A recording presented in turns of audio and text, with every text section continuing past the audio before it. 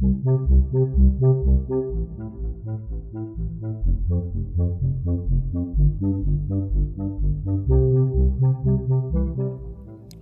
Buddhaya. Welcome back to Monks in the Morning from Colombo Dhamma Friends of Mahamayonawa. We're so happy that you could tune in today. It's wonderful to get to spend time with all of you. How have you been doing with your job of being an investigator? Remember, I asked you to start looking around you to see if you could find anything that lasted forever, using your powers of investigation. Today, we'll learn about a man who was shocked when he realized that things were impermanent. You know, if we keep with our job of investigating, then we won't be shocked like he was. We'll also chant the Ratana Sutta in English, so get your chanting book ready or click on the show notes link to follow along online. Now let's take the refuges and the precepts. Sadhu, sadhu, sadhu. Namo tassa bhagavato arahato samma sambuddhassa. Namo tassa bhagavato arahato samma sambuddhassa. Namo tassa bhagavato arahato samma sambuddhassa. Buddhaṃ saraṇaṃ gacchāmi. Dhammaṃ saraṇaṃ gacchāmi. Saṅghaṃ saraṇaṃ gacchāmi. Dutiyampi buddhaṃ saraṇaṃ gacchāmi.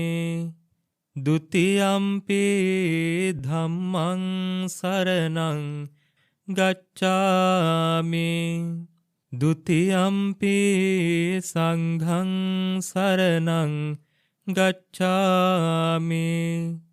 Tatiyampi buddhaṃ saraṇaṃ gacchāmi. Tatiyampi dhammaṃ saraṇaṃ gacchāmi. Tatiyampi saṅghaṃ saraṇaṃ gacchāmi. Sadhu, sadhu, sadhu. Say after me, I observe the precept of abstaining from killing beings. I observe the precept of abstaining from stealing. I observe the precept of abstaining from sexual misconduct. I observe the precept of abstaining from telling lies. I observe the precept of abstaining from taking intoxicating drinks and drugs. With the refuge of the Noble Triple Gem, I observe these precepts for happiness in this life, for rebirth in heaven, to escape from the sufferings of samsara.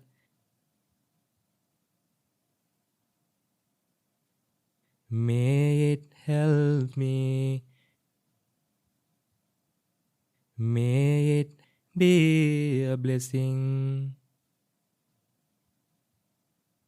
Sadhu, sadhu, sadhu. Namo Buddhaya. A couple of days ago, we were talking about impermanence. Do you remember that word?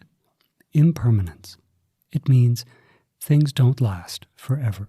We did some investigation to see if the things around us are permanent or impermanent, if they last forever or if they're just temporary. So the Supreme Buddha taught us that we should be investigating the world around us, to always be noticing how things are impermanent. If we don't think about this a lot, it can be really shocking to us sometimes when we realize that something that we thought might be permanent is impermanent. So I was reading a story and it reminded me about this. Once in the time of the Supreme Buddha, there was a man called Santati, and he worked for King Pasenadi Kosala. Now, there was some problem outside of the city. Some people were being disruptive, and so the king sent this man, Santati, to take care of things. And Santati did a very good job. He came back, and the king was so happy with the work that Santati had done that the king said, okay, for the next 7 days, it will be just like you're the king. I'll give you all the nice things that I enjoy. You can have a big party for 7 days. So this man, Santati, was very happy with all this. He ate really delicious food. He saw beautiful entertainers, and he even enjoyed alcohol. So for 7 days, he lived like this. And the whole time, he was drunk.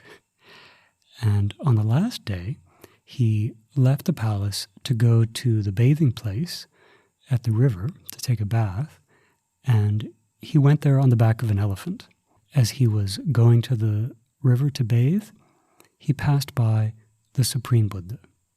And when he saw the Supreme Buddha, he nodded his head as if to say, hello, hello, how are you? How's it going? Now, that's not really how we should greet the Supreme Buddha, is it?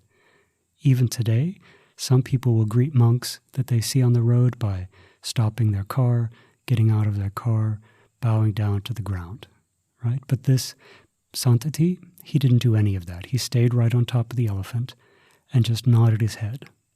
Now, when he did this, the Supreme Buddha smiled. When the Venerable Ananda saw the Supreme Buddha smiling, he thought, why is it that the Supreme Buddha smiles? Supreme Buddhas don't smile like that for no reason. Now, it wasn't because the Supreme Buddha thought it was funny. It was because the Supreme Buddha realized that on that very same day, this man Santati, even while he was still dressed in all these fancy clothes, would become an arahant. Not just attain stream entry, but become an arahant. So the Supreme Buddha told this to the Venerable Ananda, and the people around heard.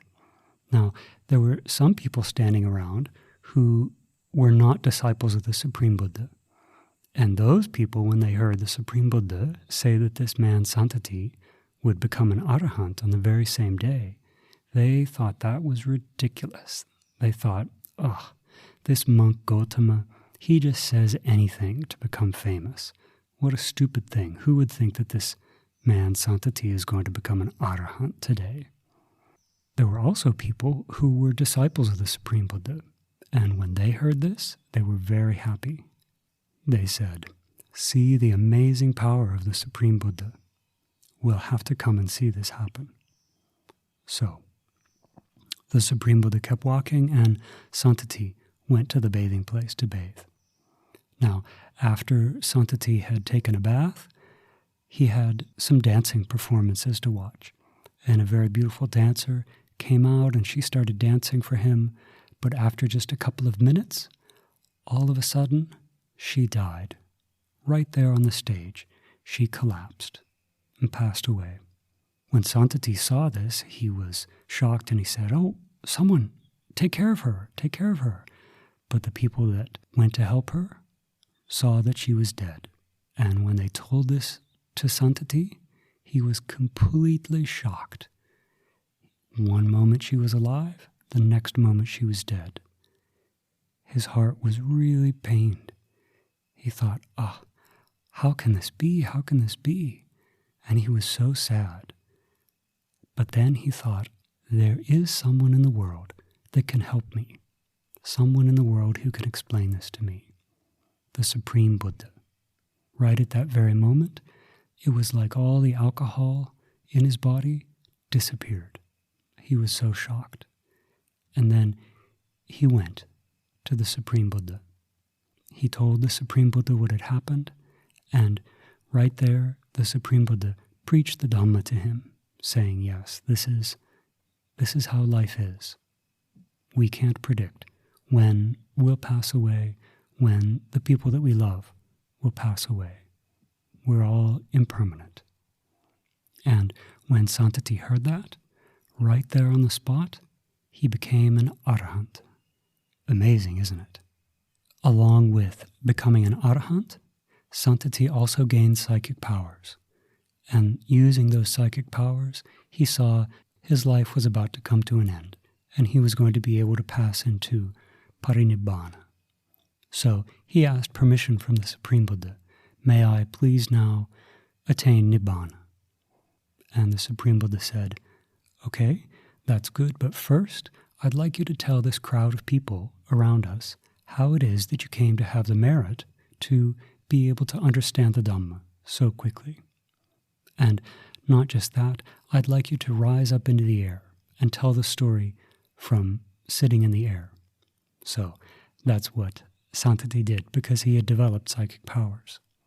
So he explained to the whole crowd, the Supreme Buddha already knew, of course, but he explained to the crowd that in a previous life, in the time of Vipassi, the Supreme Buddha, in the time of Vipassi, Supreme Buddha, he was a layman, a lay disciple, and he had this habit of going around encouraging people to worship the Triple Gem and to practice the Dhamma, to practice acts of merit.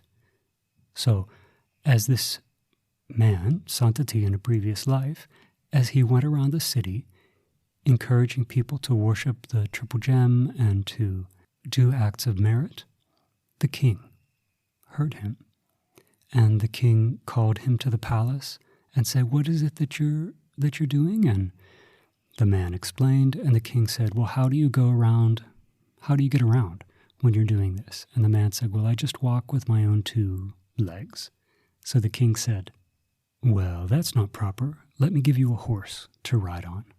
So he gave the man a horse to ride on. And again, the king heard him, and again the king called him to the palace and asked, "How is it that you're getting around?"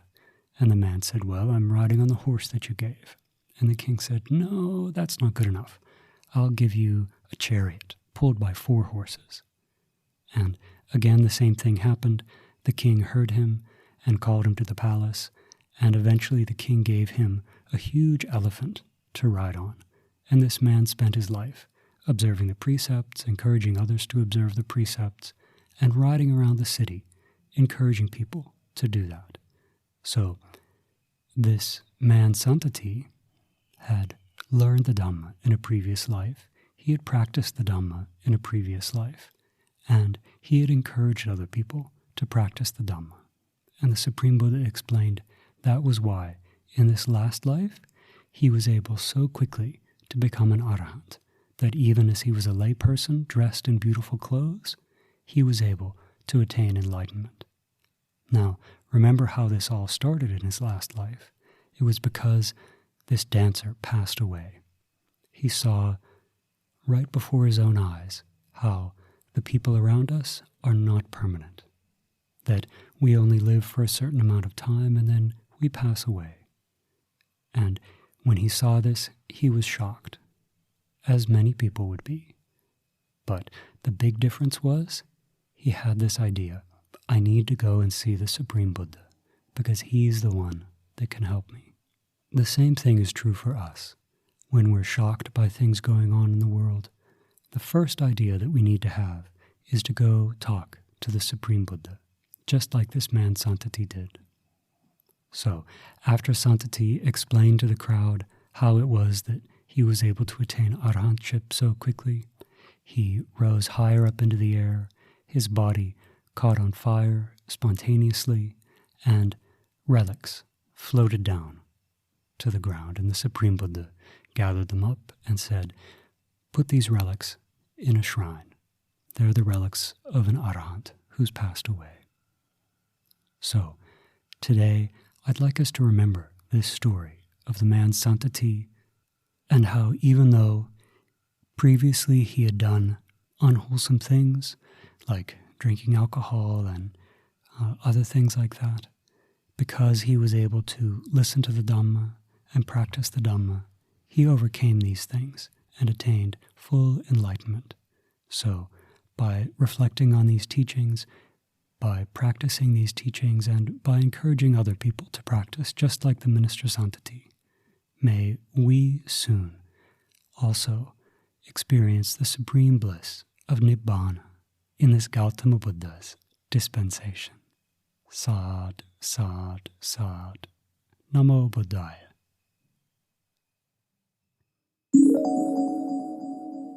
Paritta chanting, Ratana Sutta, the Jewels Discourse. Turn to page 19 in your chanting book. Today, we'll chant in English so we can understand the meaning. As we chant, we can think about the qualities of the Buddha, the Dhamma, and the Sangha. Now let's chant together.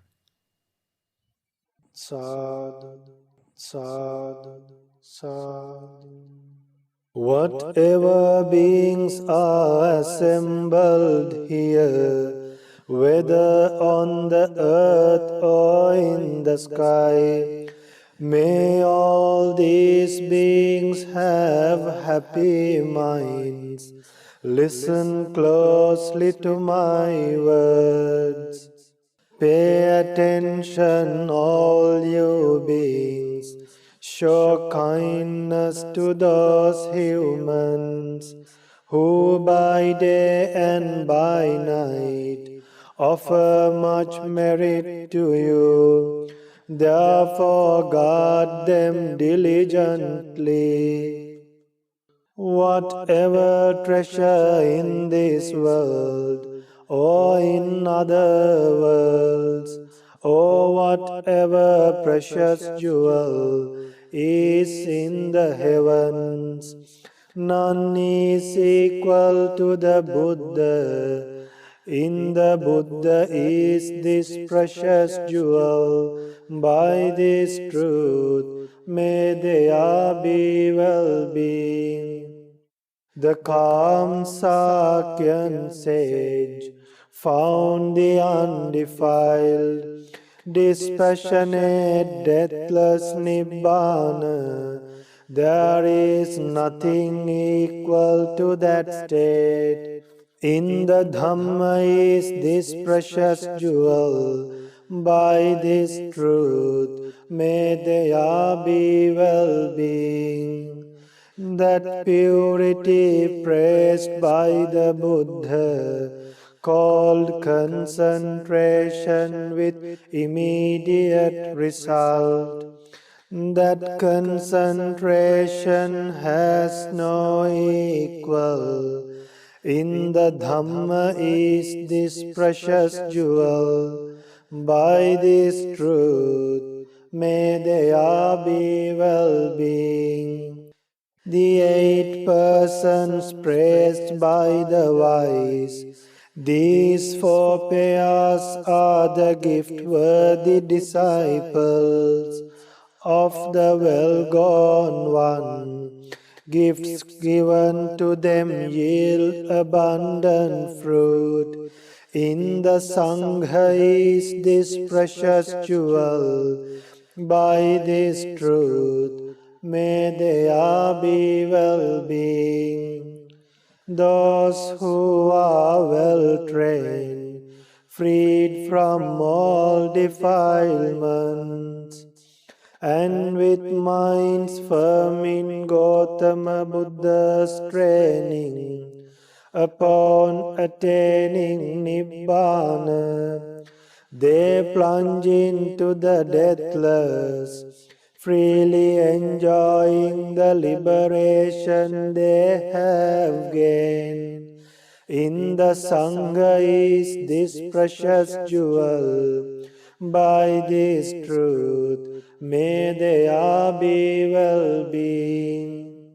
As a stone post firmly grounded in the earth cannot be shaken by the four winds, so is the superior person, I say, who clearly sees the noble truths. In the Sangha is this precious jewel. By this truth, may their be well-being. Those who comprehend the noble truths, well taught by the Buddha of deep wisdom, no matter how negligent, would not take an eighth existence. In the Sangha is this precious jewel. By this truth, may their be well-being. For one who has attained to right view, three fetters are at once abandoned: self-centered view, doubt and clinging to wrong practices, freed from the four planes of misery. He is incapable of committing the six major wrongdoings that lead to hell. In the Sangha is this precious jewel. By this truth, may their be well-being. Though he might do some evil deed, by body, speech, or mind, he cannot hide it. Such is impossible. For one who has seen the Dhamma, in the Sangha is this precious jewel. By this truth, may there be well-being. Like woodland groves in blossom, in the first heat of summer, is the sublime Dhamma taught by the Buddha, leading to Nibbana and giving the highest happiness. In the Buddha is this precious jewel. By this truth, may there be well-being. The excellent Supreme Buddha, the knower of Supreme Nibbana, the giver of Supreme Nibbana, the bringer of Supreme Nibbana, taught the excellent Dhamma. In the Buddha is this precious jewel. By this truth, may there be well-being. The liberated ones, all karma is destroyed, with no new arising, their minds not drawn to future birth, their old seeds destroyed with no more growing. The Arahants fade out, just as this lamp has done. In the Sangha is this precious jewel. By this truth, may there be well-being.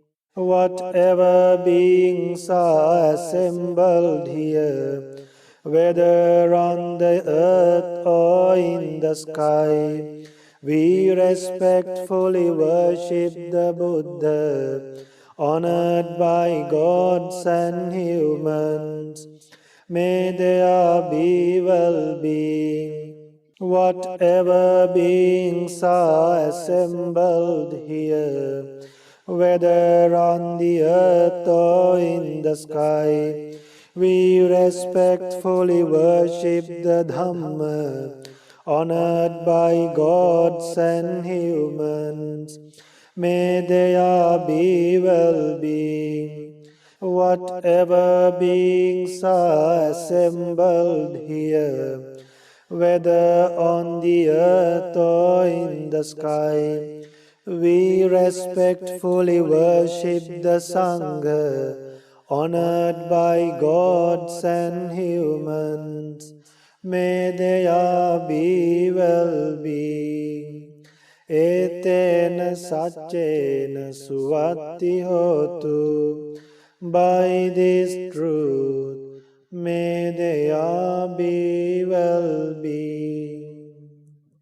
Sadhu, sadhu, sadhu. I'm so happy that we were able to spend time together today.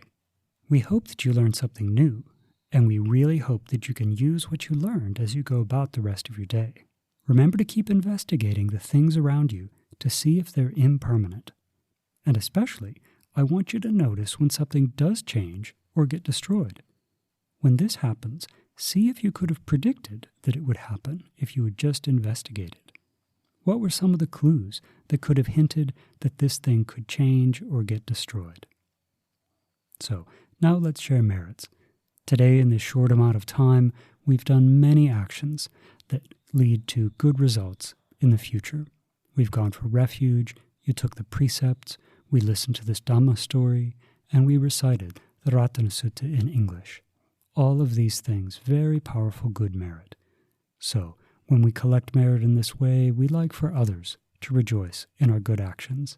So, may all heavenly beings, may our teacher Lokosayo Hangsa, our teachers, our parents, our relatives, our friends, may they all rejoice in this merit. May they have happy minds thinking about these good actions, and may they soon experience the supreme bliss of Nibbana in this Gautama Buddha's dispensation. Sad, sad, sad. Namo Buddhaya.